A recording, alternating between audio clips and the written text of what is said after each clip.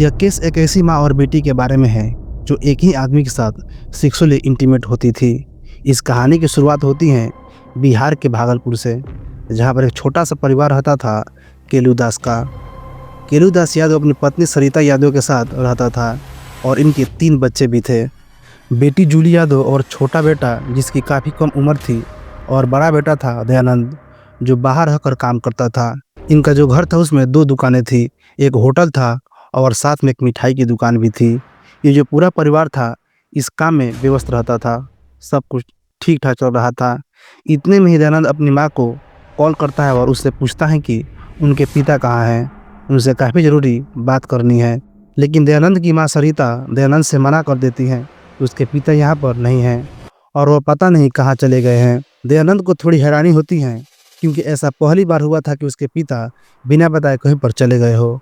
काफ़ी इंतज़ार करने के बाद दयानंद फिर अपने माँ को कॉल करता है, पर इस बार भी उसकी माँ वही जवाब देती है जो पहले अपने बेटे को दी थी।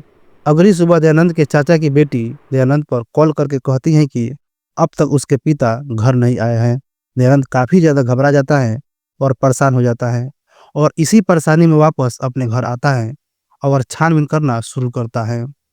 5 दिन तक ढूंढने के बाद भी उसके पिता उसे कहीं भी नहीं मिलते हैं।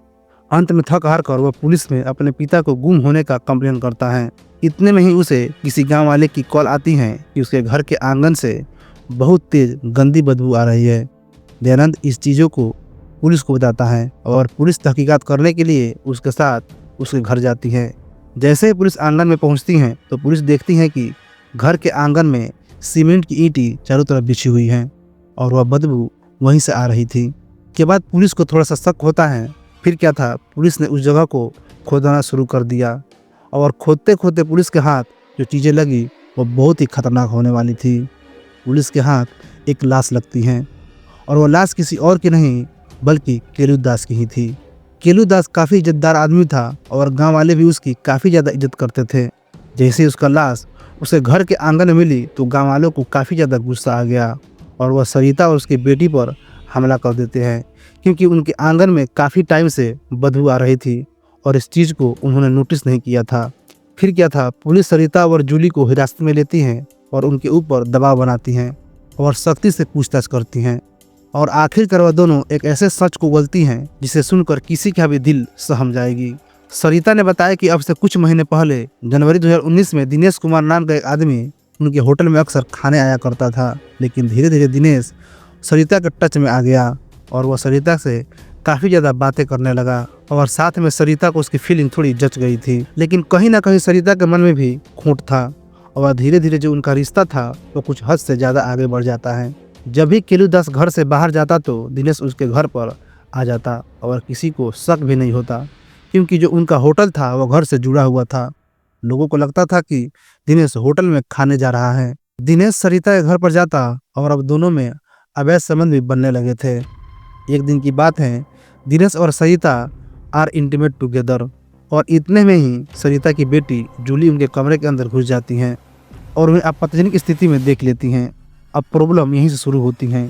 जूली को अपनी माँ को समझाना चाहिए था, लेकिन जूली ने अपनी माँ को समझाने की बजाय इन दोनों को ब्लैकमेल करना शुरू कर दिया।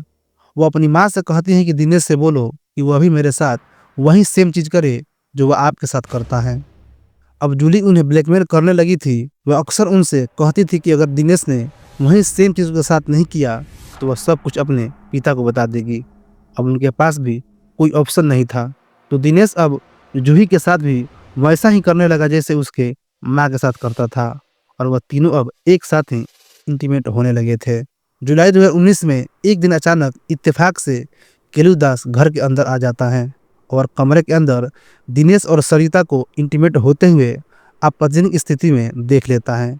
बदनामी के डर से वह सरिता को काफ़ी समझाने की कोशिश करता है और उसे वार्निंग देता है कि वह यह सब छोड़ दें, लेकिन अगेन ये चीज़ रिपीट होती रहती है। लेकिन इस बार सरिता नहीं थी, इस बार उसकी बेटी को केलू दास ने दिनेश के साथ ही देख लिया था। इसके बाद केलू दास का गुस्सा काफ़ी ज़्यादा बढ़ चुका था। उसने फैसला किया कि वह सरिता और उसकी बेटी जूली को घर से निकाल देगा और इसी डर की वजह से सरिता और जूली ने दिनेश के साथ मिलकर केलू दास को गला दबाकर मार दिया। रात का समय था और अब ये फैसला लेना था कि इस लाश की क्या किया जाए। दिनेश ने डिसाइड किया कि वह एक गड्ढा खोदेगा और उस गड्ढे में इस लाश को दफन कर देगा और ऊपर से ईंट की परत लगा देगा। लेकिन किस्मत को तो कुछ और ही मंजूर था। दिनेश ने जो गड्ढा खोदा था वो बहुत ही ज़्यादा गहरा नहीं खोदा था, जिसकी वजह से लाश की जो स्मेल थी वह चारों तरफ फैलने लगी थी और इसी बदबू के कारण ये क्राइम ओपन हुआ और इसी वजह से कलू दास मर्डर के बारे में सबको मालूम चला, जिसके बाद पुलिस ने सरिता और जूही को गिरफ्तार कर जेल भेज दिया। दोस्तों, ये कहानी अच्छी लगी हो तो वीडियो को लाइक और चैनल को सब्सक्राइब कर दे और आपकी इस वीडियो में क्या राय है कमेंट बॉक्स में ज़रूर कमेंट कीजिए और इसी तरह के वीडियो देखने के लिए हमें सपोर्ट कीजिए। मिलते हैं एक नए वीडियो में एक नए सच्ची कहानी के साथ। तब तक के लिए धन्यवाद।